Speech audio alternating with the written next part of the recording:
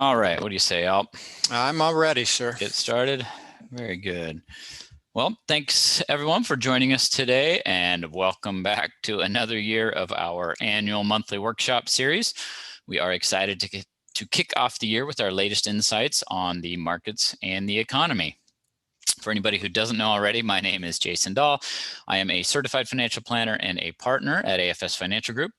With me today is my colleague, Alp Atabek, the founder and managing partner of AFS. And I know we have a number of folks tuning in from the AFS 401k side, so a quick reminder, we at AFS Financial Group operate as a separate entity from the AFS 401k Retirement Services team, but we often collaborate, especially when it comes to our financial wellness programs. As always, please ask questions at any time during today's session. I know we've received a handful of questions in advance, so we will comment on those, but you can ask a question by typing it into the Q&A or chat link on your screen. We'll keep an eye out for those. We typically don't miss any, so even if we don't answer it right away, it just means that we're probably going to, we think that we'll cover it at a better time during the presentation, but we'll definitely keep an eye out there. But we encourage you to ask questions at any point. I know one of our favorite questions is, can I schedule a time to speak with you, Jason and Alp? And so we want to encourage you to directly follow up with us after the webinar if you have any other questions or would like to schedule a time to review things together over Zoom, over a traditional phone call, or back in person again. So we really do love what we do. Best part of what we do is connecting with folks and helping you solve personal financial planning puzzles. So don't hesitate to reach out. The prerequisite disclaimer, this presentation is not meant to be an endorsement or recommendation for any specific investments. It is for educational purposes only. If you are listening to the recording, this is being recorded as of January 26, 2023. Most of the slides data is as of January 23rd. A couple are as of year end, but always just be aware of that if you're listening to the recording. To that point. And Jason, actually, when you write on that disclaimer, January 26th, for those on the 401k side, I believe today is Alex's birthday. Hey, good note. And so we will get this recording downloaded, cleaned up, and sent out to folks. Anybody who wants it, anybody who tuned in, you'll get a link to the recording. So feel free to share it far and wide. All right. So as you know, we love quotes from the endlessly quotable Uncle Warren Buffett. This is one of his classics. And I'll say, I think for many investors, 2022 was perhaps another test of our patience as investors. And while we all understand the markets move in cycles, not always up, 2022 was a bit unusual in its kind of challenges on both the equity front as well as the bond and fixed income side of the equation. And so today, one of the kind of underlying themes today will be really sort of talking about that interplay on both the equity and bond side. Bonds don't always get as much attention as perhaps they did in 2022 and moving into this year. Here's just kind of a quick overview of the primary themes for today. Alp is going to kind of take the lead on much of today's presentation, but I know we're gonna reflect both on some in the past, 2022, some older data, looking at some trends and so forth. But we're also going to share insights coming into 2023 and looking into the future. But as you can see, right at the top, inflation, right? That truly is the single biggest variable that is carried over from 2022 moving into 2023. That's really the driver, the primary driver of the markets these days. And we are seeing prices drop, which is a good thing. The trend is moving in the right direction with inflation, but we're not yet where we need to be. And it's not happening uniformly. Like you see certain things, prices dropping on, other things are staying stubbornly high. Absolutely. And this may be perhaps the most anticipated recession in recent history, certainly. So we'll talk a little bit about sort of what's causing and what may come from a recession. And again, a recession is kind of disjointed. It's not sort of impacting the same industries, sectors, people in the same ways, just like inflation. The shift to lower rates we'll talk about we anticipate that happening again at some point. China's reopening, right? I mean, that's great for kind of addressing the ongoing supply chain issues. But we'll talk about kind of the pressures that puts on inflationary pressures, particularly in commodities, and then the impossible to predict, kind of that ultimate wild card right now, the war in the Ukraine, and how that continues to kind of impact inflation in the markets broadly. All right. So getting started here, as many of you know, we really like to start a lot of our conversations with this chart. Just think it provides a great kind of overview, looking at the S&P 500. So kind of the primary U.S.-based equity index, and this chart, of course, goes back to 1996. So just a quick walk down memory lane, right? So we can see here on the far lower left the run up to what was called the tech bubble, right, and the subsequent sell-off. Then the recovery up into the great financial crisis, subsequent sell-off, and then this long climb upwards, right? It obviously wasn't as smooth as this line, right? There were bumps and dips along the way, but this was a well-established trend line all the way up until the pandemic, right? So February 19th, 2020 was really when it kind of set in from a market's perspective, certainly. Had a very sharp sell-off, obviously. And then we had a very sharp recovery.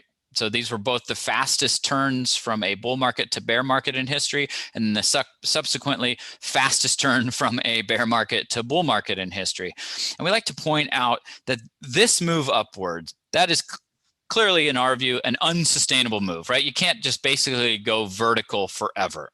And so one of the comments we talk about that from the equity market's perspective, it's not that unusual that we saw sort of a cyclical sell-off, right? Just sort of a more normal, hey, let's bring this back to, coincidentally enough, pretty much right back to this trend line is really kind of where we ended up.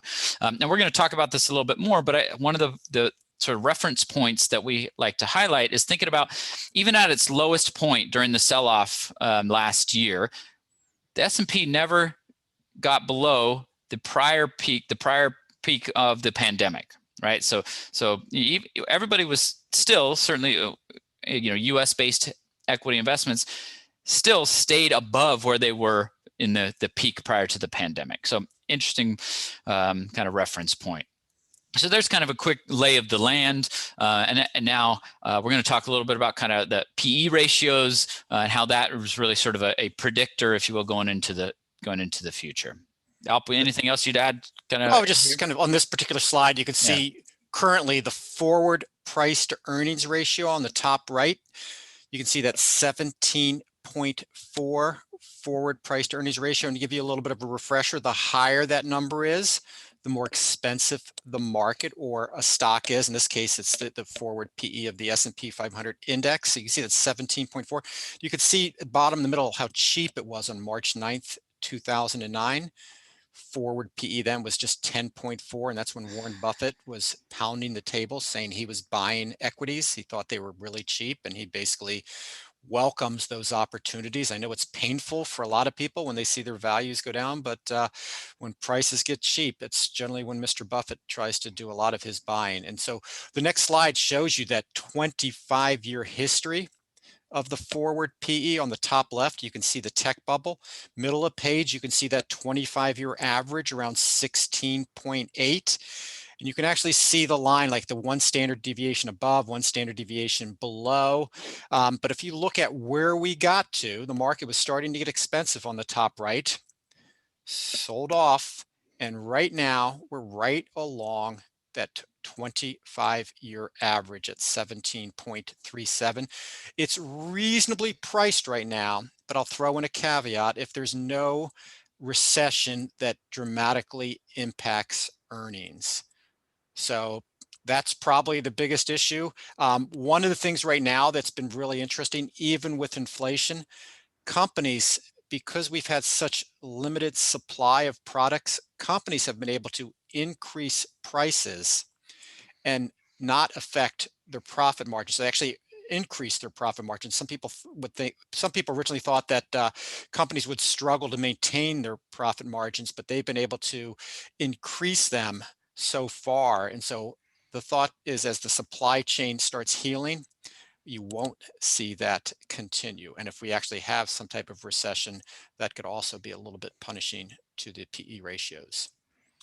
Next slide, just comparing value stocks versus growth stocks. When you hear the term growth stocks, think of Apple, Amazon, Tesla, Facebook, Google, Microsoft, Nvidia. When you're thinking of value stocks, think of Johnson & Johnson, Exxon, JP Morgan, Berkshire Hathaway, Procter & Gamble, Merck, Pfizer. Generally the dividend payers. Slower growing, well-established companies are the value side. So if we're looking at the left side of the screen here, value versus growth, relative valuations. And so you see that long-term trend along the middle. Basically, when the line is above that, growth stocks are cheap. And when it's below it, basically, we have the opposite. Value cheap, growth is expensive. And so we had a very long rally in growth stocks from about 2015 on. All those names, the Apples, the Amazons, et cetera, that went over, they were just on fire for a long period of time. And now we're seeing a little bit of a reversal. The value stocks have actually performed substantially better. They held up relatively well in 2022. The growth stocks, large cap growth was generally down about 30%. But the value stocks, we had some value funds that were basically flatlined for the year. So they actually held up really, really well. But right now you're seeing we're getting close to the middle, which basically means the market's almost getting to the point of equilibrium. If you go over to the left side there in the aftermath of the tech bubble, one thing to look at it took a while before things broke away from that trend line. So we might be kind of in a balanced market for a while, meaning that the growth stocks kind of just hover around the levels they are right now and don't go back to their highs. Yeah, no, we got a question in. Thank you, Stan. We're gonna hold off on addressing that just yet, but thanks for your question. We will get to it. So you're gonna hear me say this a lot. A really interesting slide. A lot of interesting slides. This one is just kind of pointing out, if we look at the left-hand side, so it's a great way to help kind of understand the returns that we will need to get back to the all-time high in the S&P 500, right? So that the peak of January 2022, right? So basically a year ago, a little more than a year ago, the S&P and a lot of the equity markets hit their all-time highs. And so this slide on the left-hand side is a great sort of reminder, or putting it in numbers.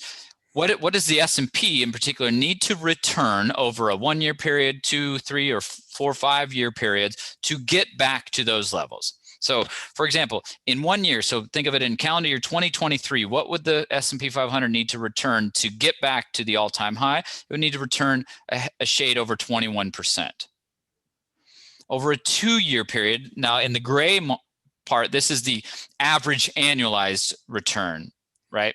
So the total return would need to be a little bit over 23, but it would need to average basically 11% for 2 years to get back. It would need to average almost 8% over 3 years, and so forth. You can see that sort of the time frame and the kinds of returns it would take to get back to the all-time highs.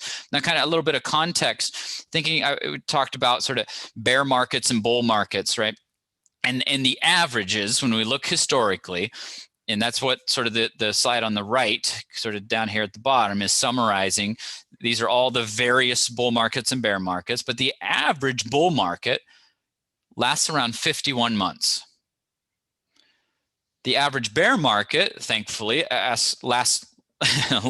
Average is about 20 months, and is down. So down from its peak to its trough, a bear market will average down 41%. And so, not trying to scare anybody, right? But just putting it in context that while 2022 got a lot of press, right, for being a rough year in the markets, and it was, right, rightfully so, right? It could, and there's a lot of folks out there that think we haven't seen anything yet, right? That there's still more pain to come if we kind of look at historically where we started from and where we're going. And I'll say one thing that's different about this particular bear market compared to ones in the past. I'll say it's very self-inflicted. It's been a result of the Federal Reserve raising interest rates at a really unfathomable pace compared to recent history. So the reason some people believe that it won't be as bad as previous bear markets is that if the Fed wants, they can reverse out what they did, and they probably will at some point. It's just a question of when. So I think that's one of the differences. It's not a period of exhaustion of the economy where, we just got overbuilt. That wasn't the case. It's really just a situation where the Feds came in and raised rates to try to control inflation. Yeah, I'm trying to engineer a recession in some regards. Yep. Engineer a slowdown in demand, right? Yeah, better way to put it for sure. So back to kind of the point of kind of price to earnings ratios. So two quick comments here on the bottom right hand box here. We're not going to talk about everything on here. So this is broken out by the various sectors. So large, mid, and small companies, all US centric here, and then value blend and growth type companies that Alp talked about earlier. And what these percentages represent is each sector of the 9 sectors, their relative valuation compared to their 20-year average. So for example, to go to sort of pick on the two extremes, small cap growth sector is trading at about a 23% discount relative to its 20-year average, right? So it's relatively cheap in that regard. And these are current, or as of the 23rd of this year. And then here in the top right, large cap growth, which, as Alp mentioned, right, had really been the outperformer going back several years, is still trading at about 19% above its 20-year average valuation level. And not that long ago, this box was at about 160%. All right, so a lot of the damage in 2022 did come out of the growth sector, whether it be large, mid, or small. But you can sort of see large caps are still a little bit above, mid growth a little bit above, but the other sectors, the relative bargains, if you will, are in the small and mid space still. And then kind of back to the earlier comment that we made that we're still above the market peaks of February 2020, right before the pandemic set in. Again, sort of breaking it down by sector, how much each of those sectors are still above that point in time in February 2020. And those actually got to be, we almost gave a lot of it up, but we've recovered, off the lows. You saw those numbers maybe 4 weeks ago were actually a little bit less. Getting close to, yep. All right, so this is a favorite slide of ours. And just a quick recap, if you're not familiar, so the gray bar charts represent the annual returns for the S&P 500 going back to 1980. So for example, in 1980, the S&P finished the year a positive 26%, right? And so it shows every calendar year performance through then year to date of 2023. Obviously, more above the line than below, which is a good thing. Or in fact, 32 of the 43 years are above. Last year, the S&P finished the year down 19%. The red dots represent the largest intra-year decline. And the point, there's a lot of things to read into that, but one of the things I always like to point out is just a reminder that it's normal to have sell-offs during a calendar year. A lot of folks kind of focus on the calendar year returns. Where do we start the year? Where do we finish the year? But during the year, you can have much larger sell-offs. So again, picking on last year, at one point, the S&P was down 25%, finished the year down only, quote unquote, 19%. But you can see, and in fact, they've done the math for us, the average of the red dots is in fact a little over 14%. So it's not unusual at all to have a 10 or plus percent decline in any given year. All right, so now let's shift the focus to the bond side of the equation, fixed income, and the opportunities that may be presented there. And it's been a very fascinating start to the year here. And in fact, 2022 was a fascinating year for bonds. So same kind of chart that we were just looking at. The gray bar charts represent the year-end returns. And what we're looking at here is what's referred to as the U.S. Aggregate Bond Index, right? So again, U.S.-centric fixed income. So you go back to really kind of the last time we had real significant inflation, late 70s, early 80s. You see some of these outlier kinds of returns. And in fact, some of the last time we had outlier type red dots, right? The largest intra-year declines of 7 to 9%. Fast forward to last year, which one of these gray charts or gray lines stands out from all the rest? 2022. At one point, the U.S. aggregate bond market was down 17%. Think about that for a minute. The largest intra-year decline prior to that was 9%. And in fact, the average was only 3.3%. So very unusual. We recovered off the bottoms to finish the year down 13%. And here we are year to date. So at the very beginning of the year, had a little dip, but the bond market has returned 3% year to date. So over a very short time period, which is so to sort of use a Warren Buffett quote, right? Be greedy when others are fearful, right? Or go to zig when others are zagging. Here's where we talk about opportunities in the fixed income market, right? And this damage in the fixed income market is directly related to the response from the Federal Reserve to raise interest rates to combat inflation. And when interest rates go up, the price of bonds go down. And we'll talk some more about that. But this is kind of setting the context a little bit for that. And so what's happening right now, there's just a debate between, I'll call it the Federal Reserve and the investment community. The investment community actually thinks that the rates aren't going to stay as high as long as Jay Powell and the Federal Reserve have been telling people. So the Feds, they use the term hawkish. The Feds have been very, very hawkish. They keep saying that we've got to do more. We have to continue, increase in interest rates. So there's basically another 2 rate hikes priced into the market. But if you look at the bond market right now, it has actually reversed course substantially. And a lot of it, there was probably a decent amount of year-end tax loss selling in bonds, which probably has never happened before. I mean, typically the bond market has had very modest sell-offs. So I know in our office, we've never really focused on tax loss selling on bonds in my entire career. But what you see in front of us right now on a year-to-date basis, you can actually see where you see around the middle of the page, like U.S. Ag, you can see year-to-date up 2.66%, but this breaks it down corporates, convertibles, U.S. high yield. You can just see across the board on a year-to-date basis, the bond market has returned really substantial amounts. It's almost shocking to see how good it's actually been. And on that front, it's been a very unusual year in that it's following up a year that pretty much nothing worked in 2022. 2023, you've generally seen every asset class, at least at the start of the year, actually return very favorable amounts. I mean, after a year like 2022, if we could close the markets today, I think people would generally be happy to lock in the profits for the year. But it's really been very positive returns on the fixed income side. The next slide talks about high yield bonds. And really the only thing I'm looking at here is the blue line that talks about the default rate. And I went to a conference maybe 2 months ago, and one of the speakers, who is Prudential Asset Management's fixed income specialist, he pointed out that while everyone's talking recession, you would think the default rates would go up on high yield bonds. And he says it's actually really favorable still. So the default rate right now, as it sits, is about 1.65%. And you look at that over history, it's really good. And his point was, if we are anticipating a big recession, you would expect the default rates to be substantially higher because they will move in front of the market.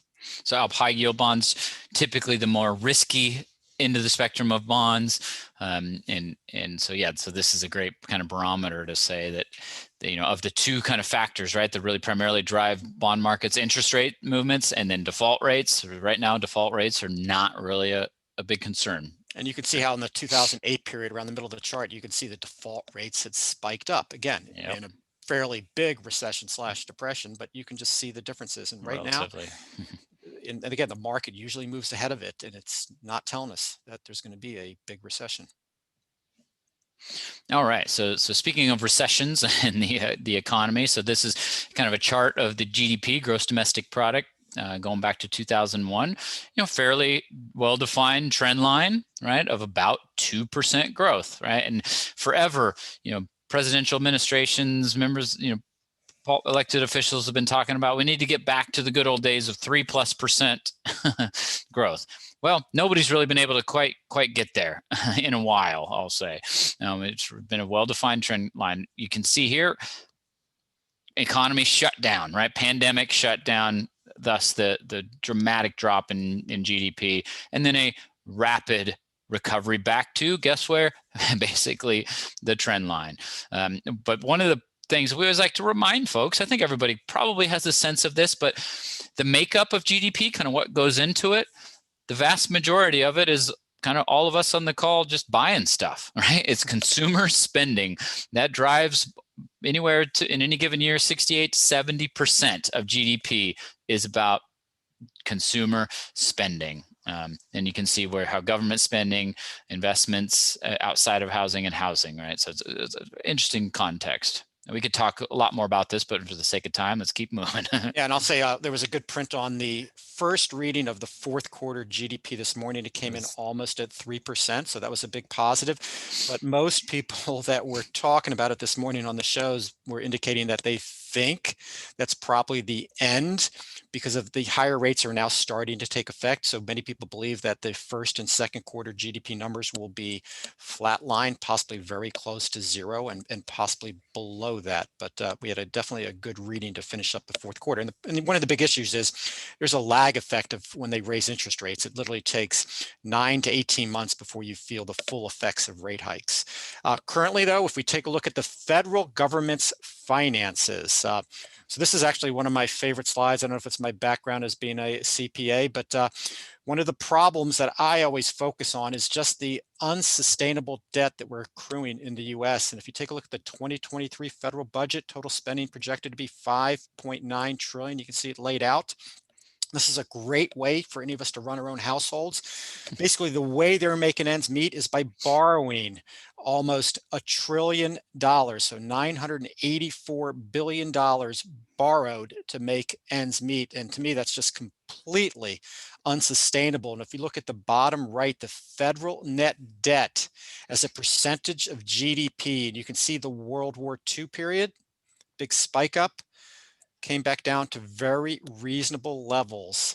And I'll say in the aftermath of 9/11 and then going into the credit crisis, we just started spending. And I like to point out, to keep this politically neutral, both parties spent like drunken sailors and both realized you could buy votes. And just we spent an enormous amount of money. And in the past, when we got to this level, if we saw, let's say 2 years ago, when these were being projected out to the future, instead of seeing it continuing to go up, it actually was sideways, which was better than what we have now. Again, currently the trend for the future is unsustainable. And I'll say one of the biggest issues, in the aftermath of the credit crisis, we had to pour money in the economy. In the aftermath of or I'll say during the pandemic, we basically just put out too much stimulus, and just a big mistake. I think they overdid it. There's no doubt it was, a lot of folks needed it, and it was, well, it was needed, but there is certainly an argument for there was more than was needed. Alp, we've gotten a number of questions sort of about the debt ceiling. And I think this may be a good slide to sort of do a quick detour to that. Sure. I'll just make a quick comment, as folks read the articles about that. I know Senator Joe Manchin, West Virginia, has been in the press a lot lately talking about, how do we raise revenue from Social Security, right? That's kind of the green part here, right? So take the cap off of, right? So and that would bring in more money to fill in the gap for Social Security benefits, right? So this, I think, is a great slide to put in the context of this debate that's going to be happening. But more to the point, the question that we get is, Alp, what's sort of your level of concern around the debt ceiling as it relates to kind of Wall Street and the markets? I think about 10 or 15 years ago, it was a much bigger issue, but they've cried wolf so many times that it's actually never been a problem to the markets. And so right now, I think the markets basically are ignoring it. So it would be a surprise if they somehow were to default on our debt on a temporary basis.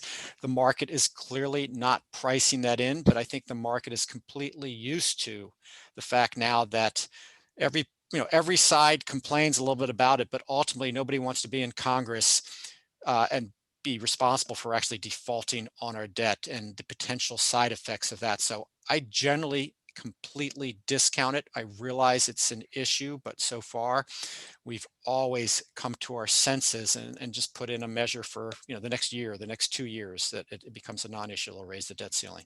Yep, and in fact, the last time that this really reared its head, 2011, the S&P actually downgraded U.S.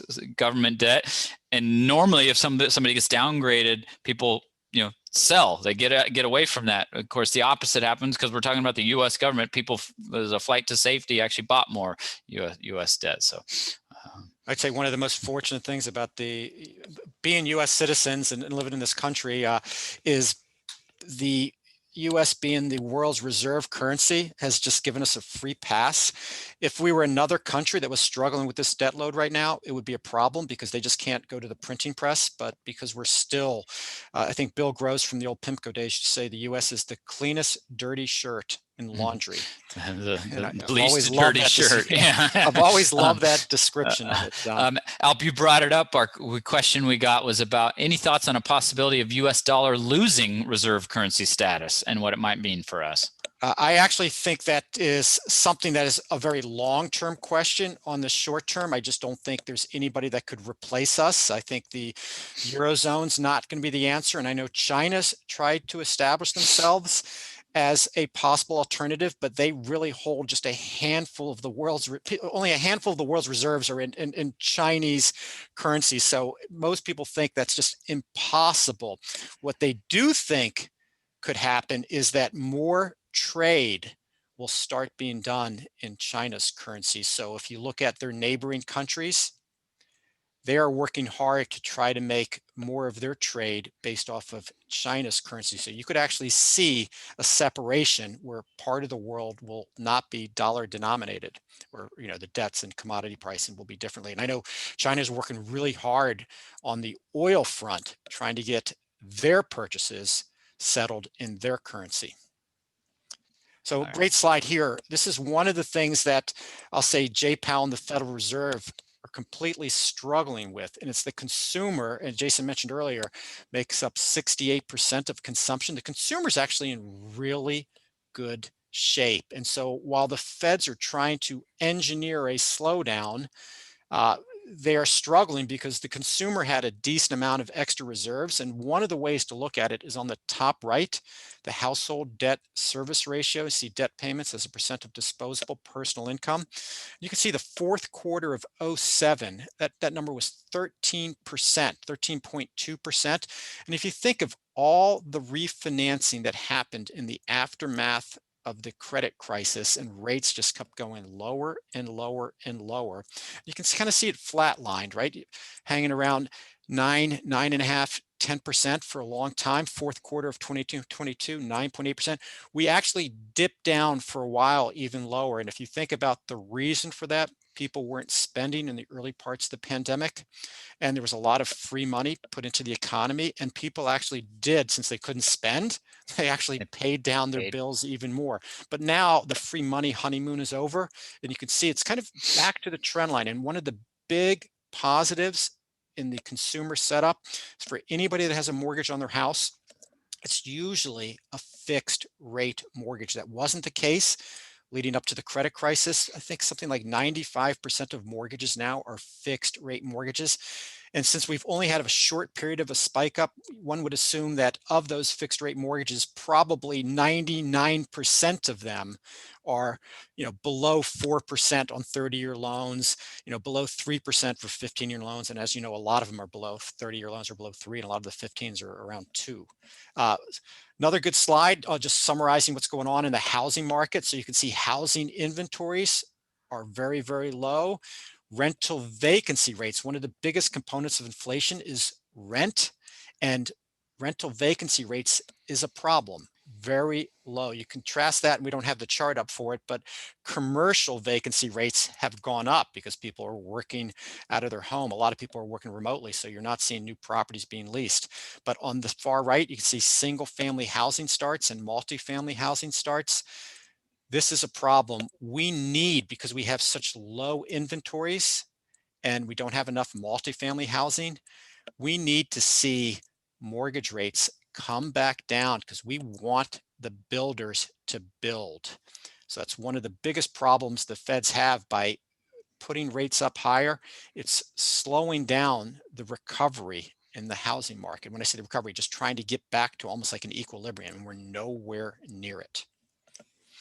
On the jobs market front, this is also an area the Feds have been focusing on that they are completely losing the battle on. They were hoping they can actually get unemployment higher.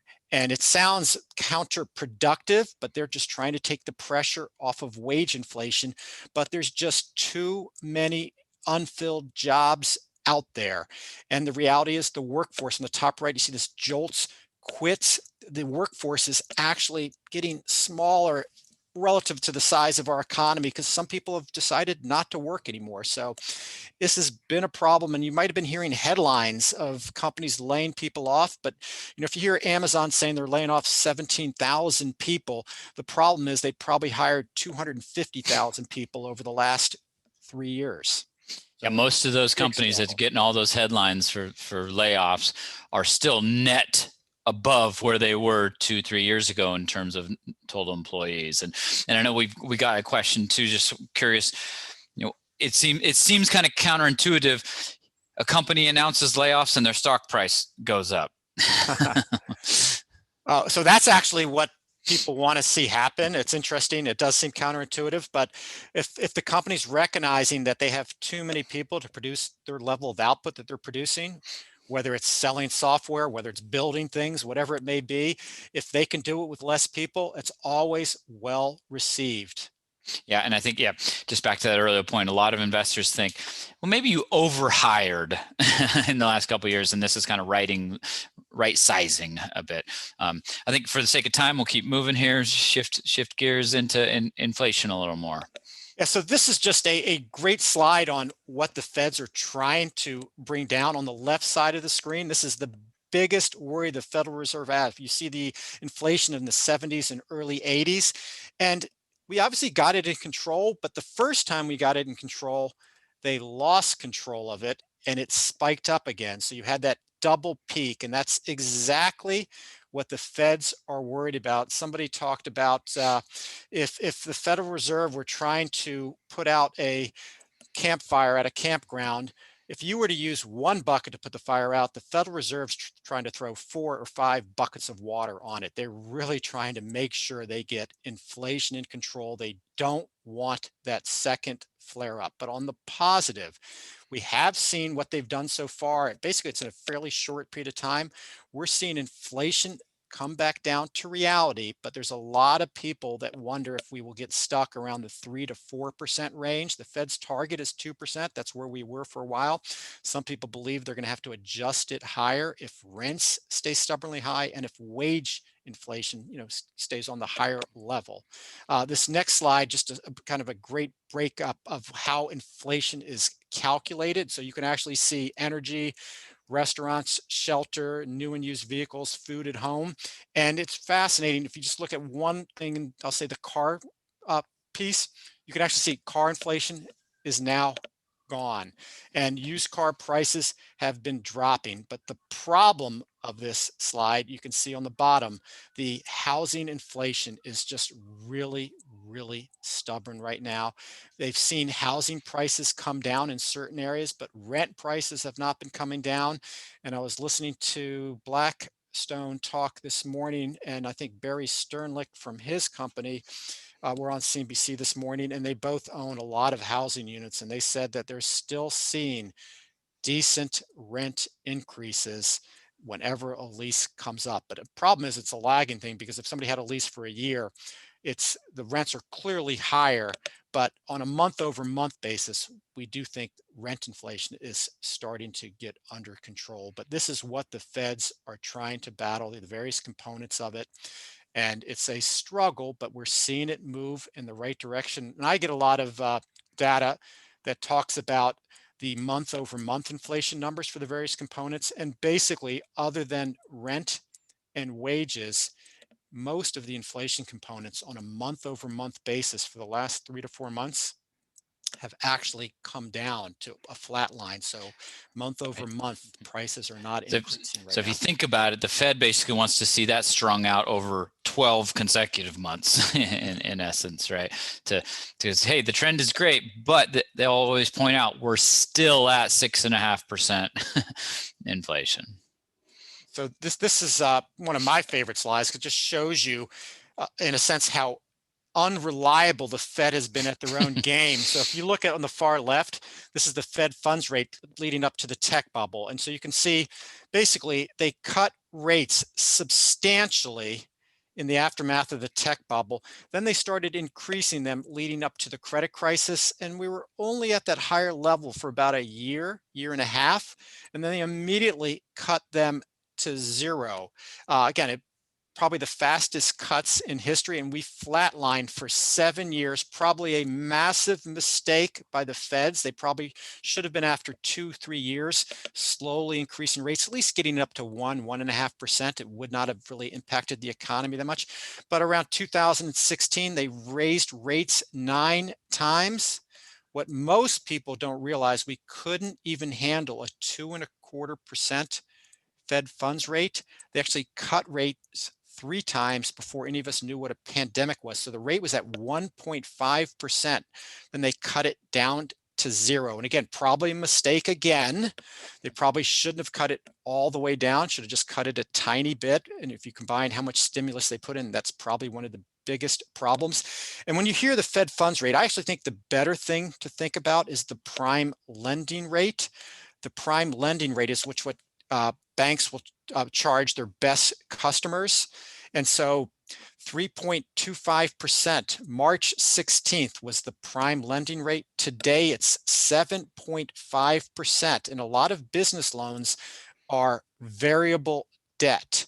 And so that means on March 16th, if your loan was at prime plus 1, that means your rate was 4.25%. Today, prime at 7.5, your rate's 8.5%, a major change, very painful for anybody with variable debts. Again, think of a business with $100 million of loan outstanding on a credit line, and now that's gone up, 4+%, very costly to the bottom line. Jason, I think we could probably skip that one to save a little bit of time. Covered a lot here. I think this one, the next one with commodities, is actually something that's fairly interesting to look at. If you, on the far right, you can see the change in commodity prices since June 9th, and you can see all the various categories, some major drops in pricing. So many people predicting that there's going to be a slowdown, and so they don't want to get stuck with, I'll call it, some of the commodity futures. And so you've seen prices come substantially down. On the bottom, you'll see there's a few areas that are still stubbornly high.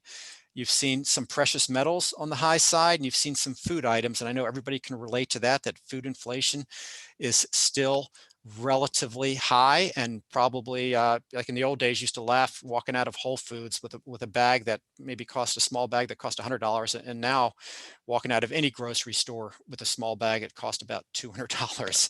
So food inflation is a problem still. But again, blame it all on soybean meal here. No question. But again, if you look at the chart, you're seeing commodity prices move in the right direction, which is a big positive for the economy. All right, so now kind of taking a step back to the equity markets, and now from a global perspective, right? So this chart is pretty cool, and it compares the international markets relative to U.S. domestic markets, and by international, it's basically the rest of the world. The MSCI EFA index is that how that's referred to, and so the purple areas represent outperformance by the international markets relative to the U.S., and the gray areas represent when the U.S. outperformed relative to the international. And we've been saying this for a while because it's been the case for a while.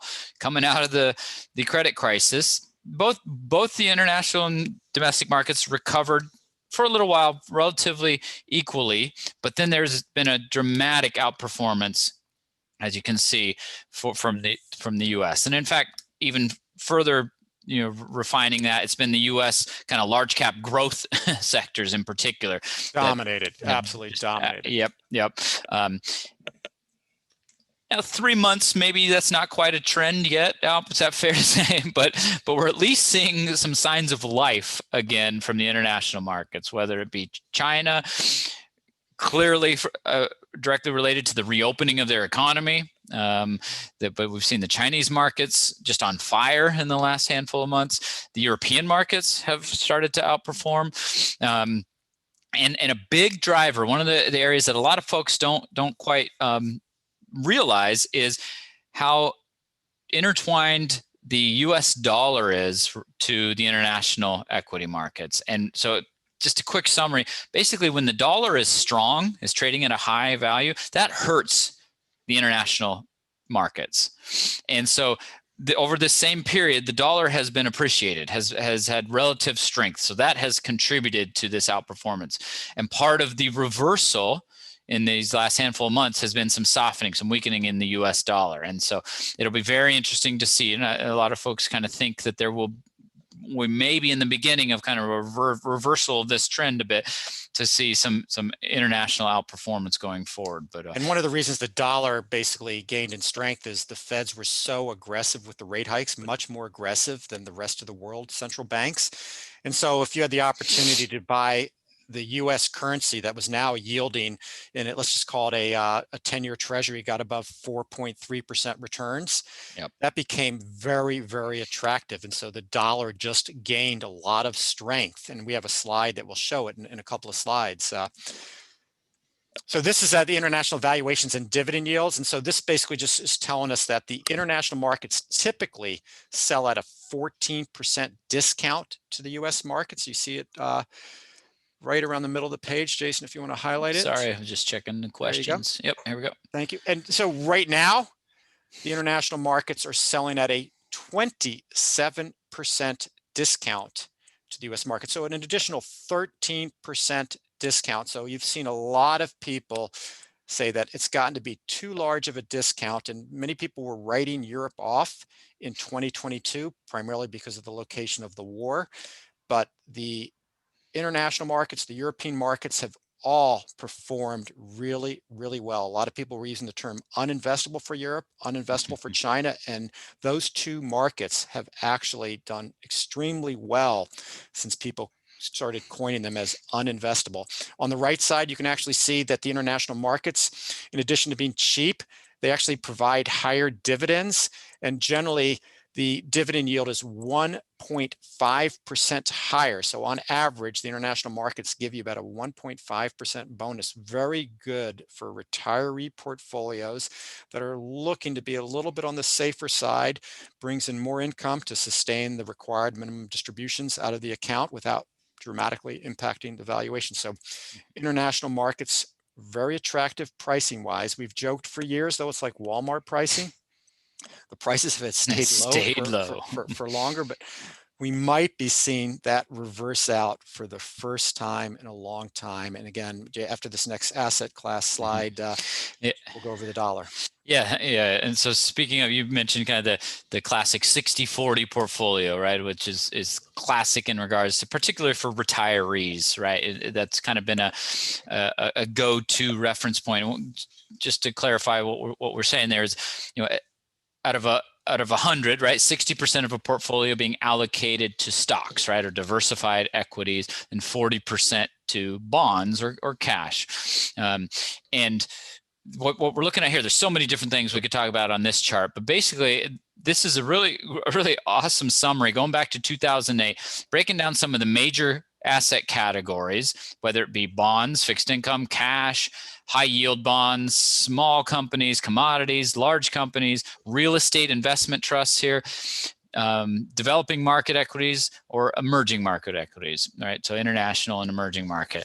And so you can sort of see going left to right in any given year, there's no consistency of one area always outperforming. Of course, REITs with interest rates going down during that period out of the post-pandemic, or excuse me, after the financial crisis, naturally REITs had a good run. It makes sense with interest rates coming down. And REITs are real estate investment trust, if you guys didn't already say that. Yeah.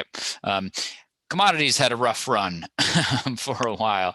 But right here inflation, right? Yep, low inflation, absolutely. But right here what's sort of highlighted with the line is a 60-40 allocation.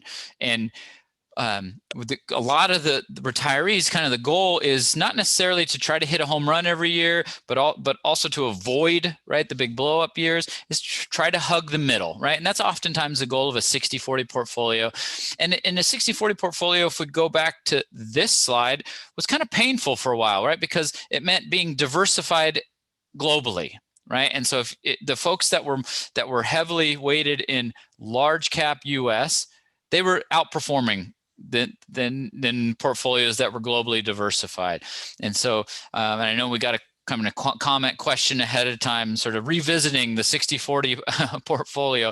And we do think that things are kind of lining up, both from an equity side, that the global equities are participating again on, so that 60% side of the equation, but really interesting, the 40% side, so the more conservative side, bonds and kind of cash, right, the conservative piece. So just holding money markets, paying 3 to 4% interest now. It's been a long time, right, since we've been able to get any kind of income on, savings account, money markets, bank CDs, right, the very conservative side of the equation.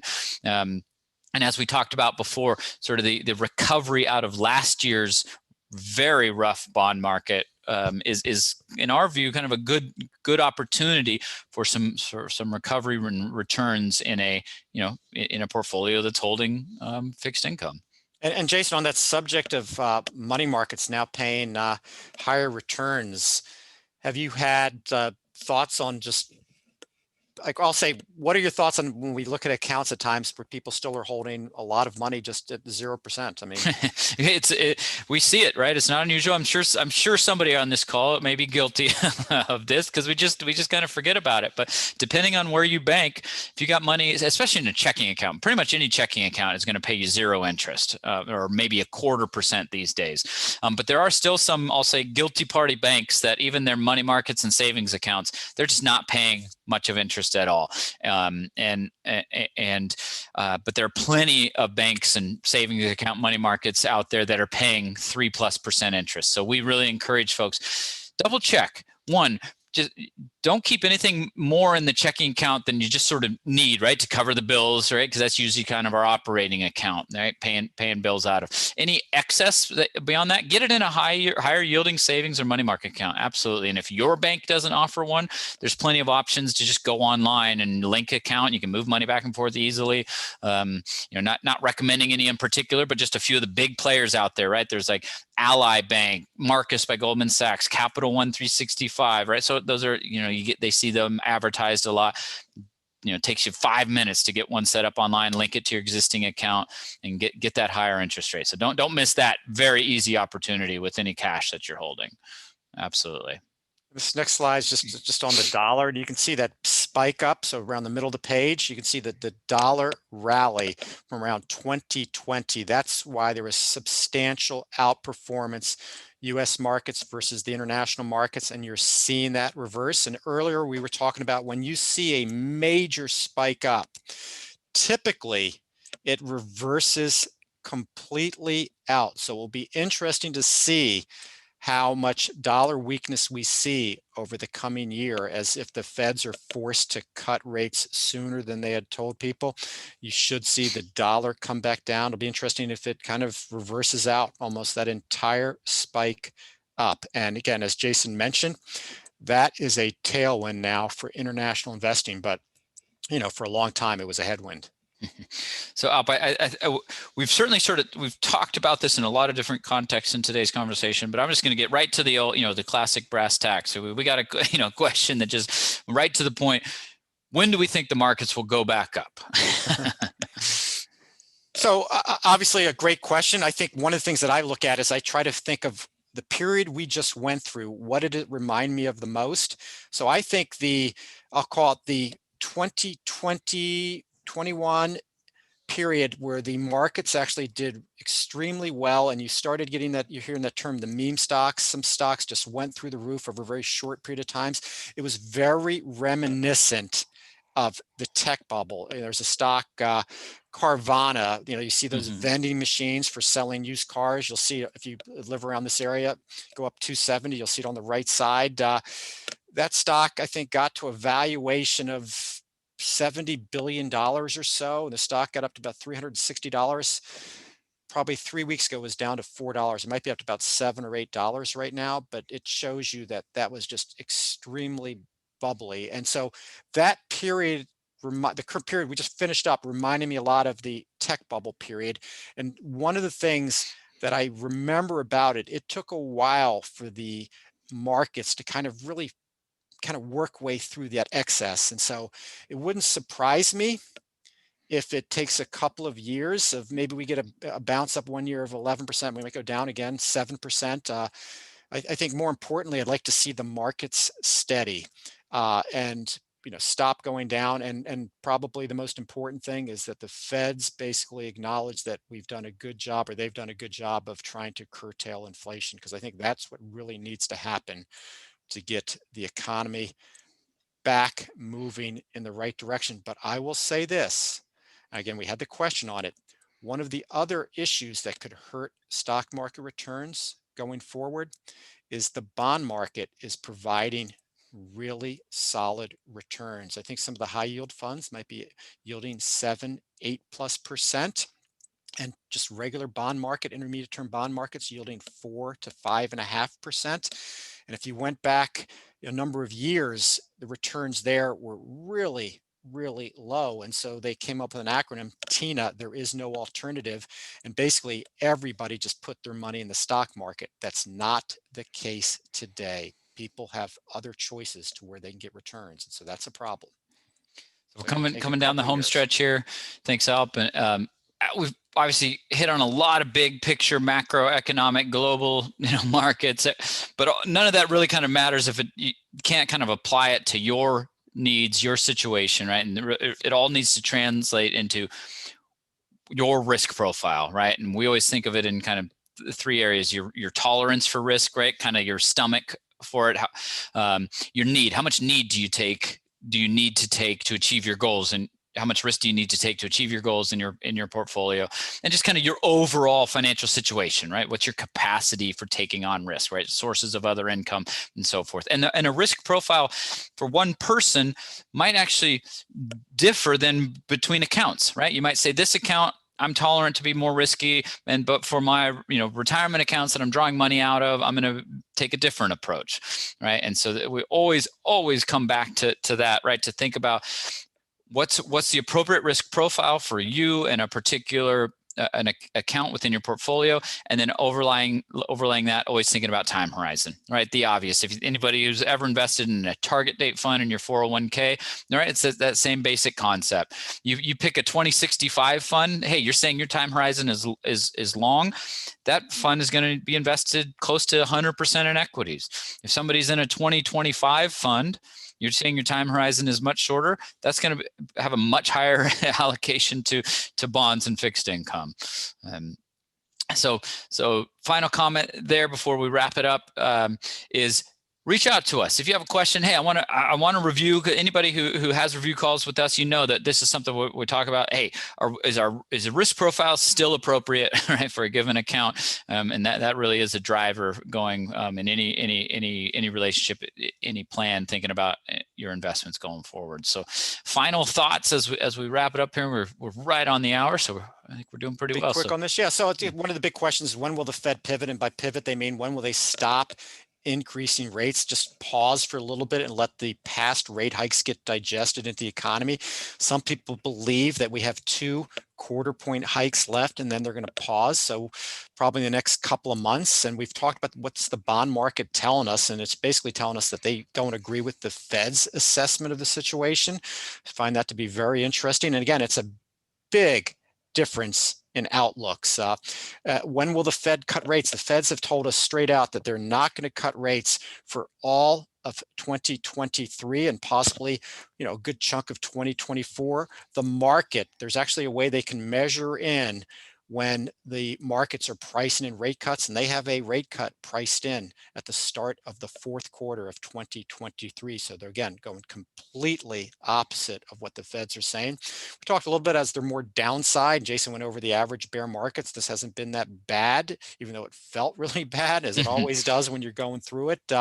So that's something to be mindful of. There's some really smart people that think that there could still be more downside here, and that's separate from if we get a surprise out of the war in Ukraine.